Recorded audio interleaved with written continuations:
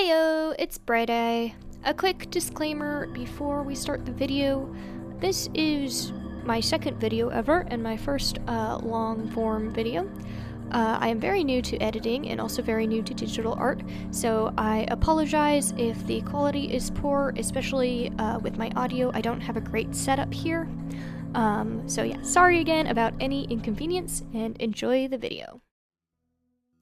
So recently I took a trip and visited Cathedral Caverns in Alabama, and while I was exploring the caves there, we had a really great guide. It was a fun trip, and I kept looking at these rock formations and going, what if there were like critters that lived in the cave, like not bats or salamanders or whatever, but what if there were cave monsters? And I thought, hey, that would make a great idea for a drawing video. So here I am. We're starting off with a guy that I ended up calling the Guardian. I originally had two concepts for him. One was a king, and the other was a bishop, because the photo there that I'm using as a reference, I took in the part of the cave that is really like known for its cathedral-like appearance. And so I was thinking, I definitely want some character with prestige, either nobility or, since it's a cathedral, some sort of religious figure. And so you can see me sketching out ideas for that.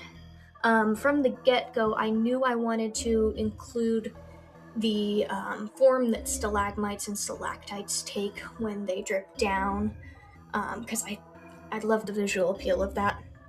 In the end, I actually ended up making a fusion of these two designs, pulling from each one. I kept the crown from the king design and did the chest plate and robe more of the bishop. I really also wanted to keep the bishop's staff in there, but it ended up cluttering the drawing too much, and I had to take it out. So a little bit about stalagmites and stalactites. Pardon me if it sounds like I'm reading off a piece of paper, because I am. I did my research for this. So cave formations are caused by water. As water flows through organic material, it picks up carbon dioxide gas and combines with that to make carbonic acid, which is a pretty weak acid, but limestone, which is what a lot of caves are made of, is really soft rock, so that acid still is able to dissolve it pretty easily. The acid, what it dissolves is calcite, which is a mineral found in the limestone, and then when the carbonic acid carrying the calcite hits the open air, the carbon dioxide leaves the water, and the calcite is precipitated or redeposited back into the cave. So these droplets of calcite build up over time on cave ceilings, walls, and floors. This buildup will eventually form stalactites, stalagmites, and other cave decorations. Cave formations are also called speleothems. I think I'm pronouncing that right. So as you can see, there's a lot of wonderful cave decorations in this cavern here. The owner, Jay Gurley, I believe Jay Gurley, he convinced his wife to let him keep the cave because he had bought it without her permission, by showing her that chamber there and comparing it to a cathedral. So I wanted the Guardian to be a sort of knight. I'm imagining that in this specific cavern there is like a royal court, and I think that this Guardian would be the monarch's defender. He would be the bodyguard. So he needs to be very, stoic, unyielding. I gave him like a faceplate mask. I'm not sure if I ever decided if that was his face or if it was just a cool mask, but it made him look very intimidating, I thought.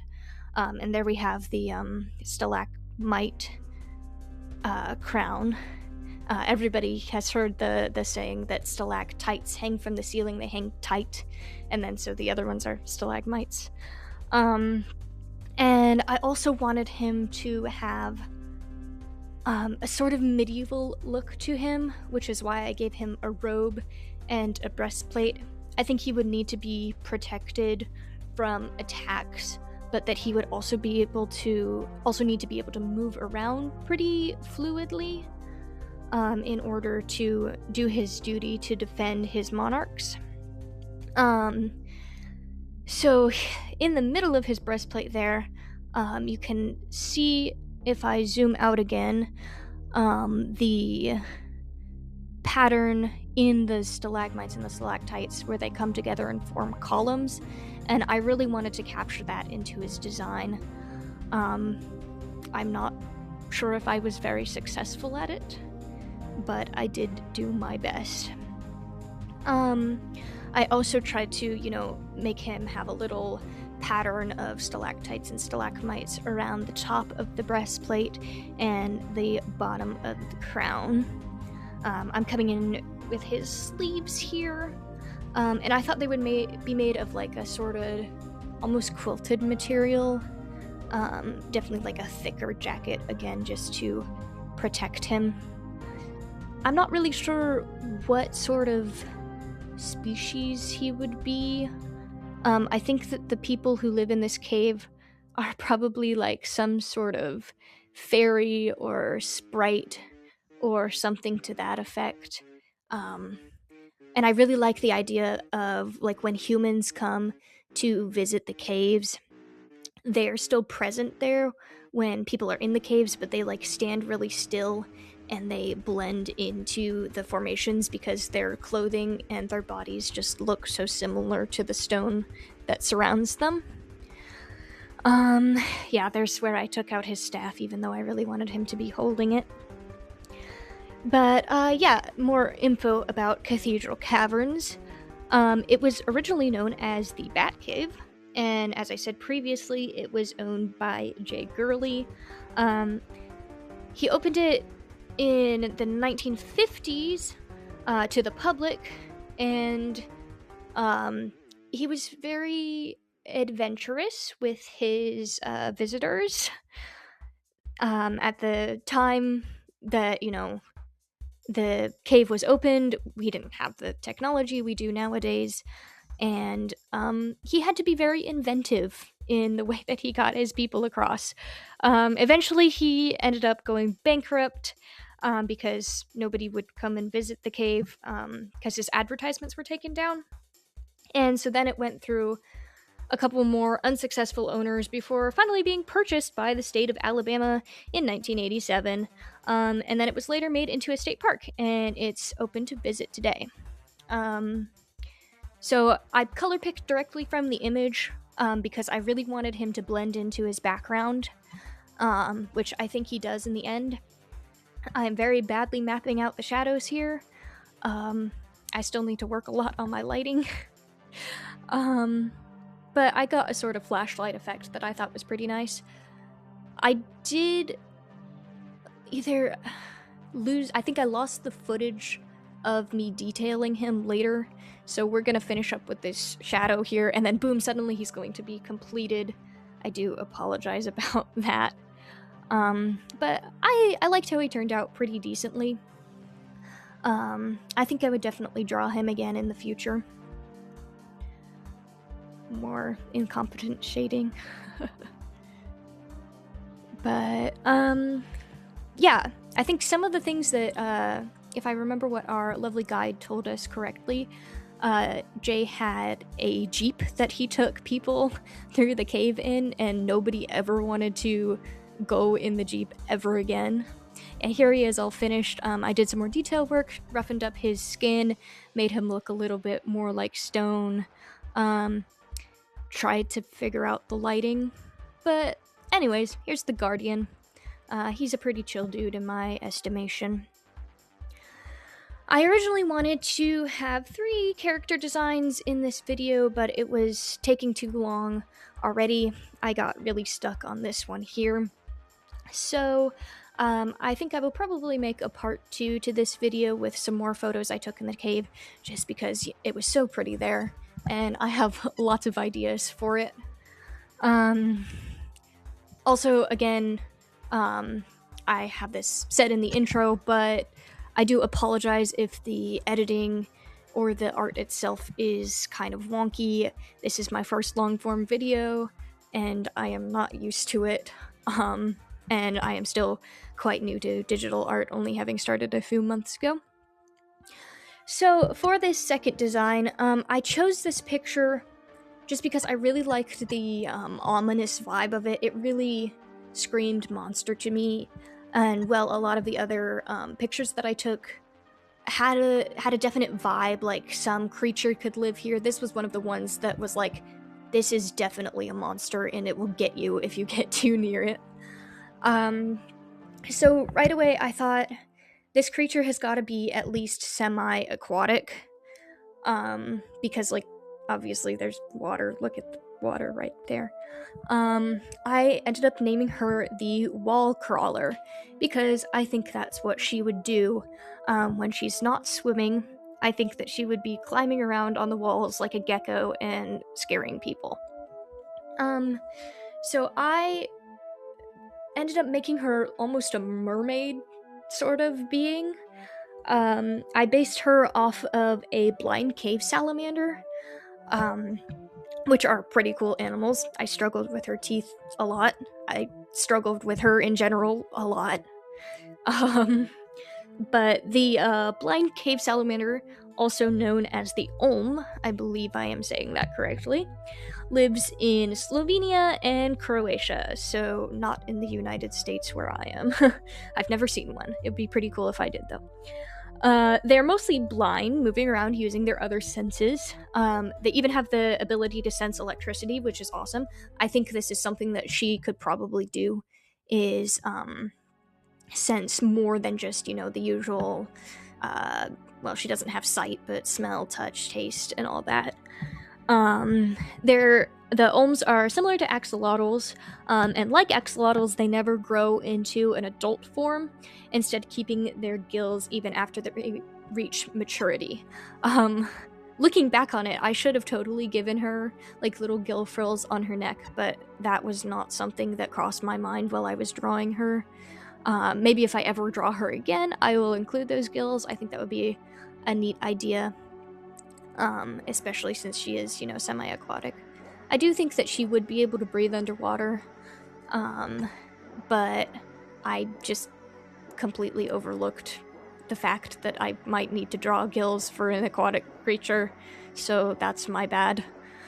I definitely wanted her to be blind was the big thing, because blind cave animals are kind of scary looking, and I wanted her to be a scarier character.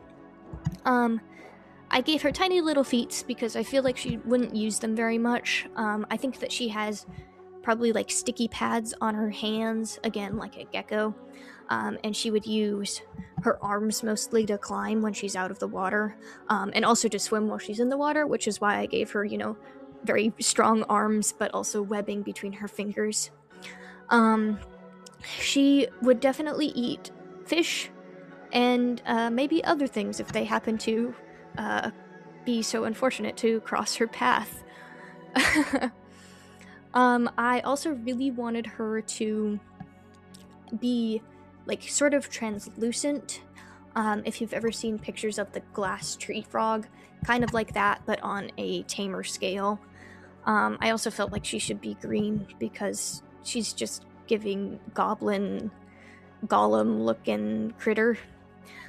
This is a very Gollum pose, and that wasn't really intentional, but I liked how it turned out.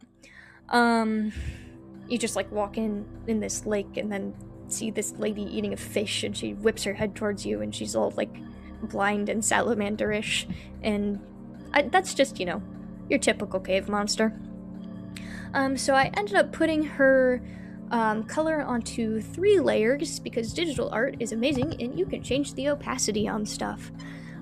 So her teeth and her hair and the fish are on 1 layer, and I kept that at full opacity. Her skin is on another layer, and I just changed the opacity down for that. And then her webbing is on a 3rd layer, and I lowered the opacity even more for that. I just went in and added some like more mass in the middle of her because with organs and stuff she wouldn't be quite as translucent there. Here I managed to keep adding all the detail parts in, so that's what I'm doing now, giving her a little more color so she's not as flat. Again, more shading of the middle. Then I really decided quite spontaneously at the end that I wanted her hair to be kind of oil slick iridescent, so I'm attempting to figure that out right there. And then I made her teeth a little bit yellow since she probably, doesn't have very good dental hygiene being a cave monster. Added some little highlights to the fish. Now I'm going in and doing the shading. Again, I wanted sort of a flashlight effect on her, which I don't feel like I accomplished quite as well as I did with the Guardian. But I tried.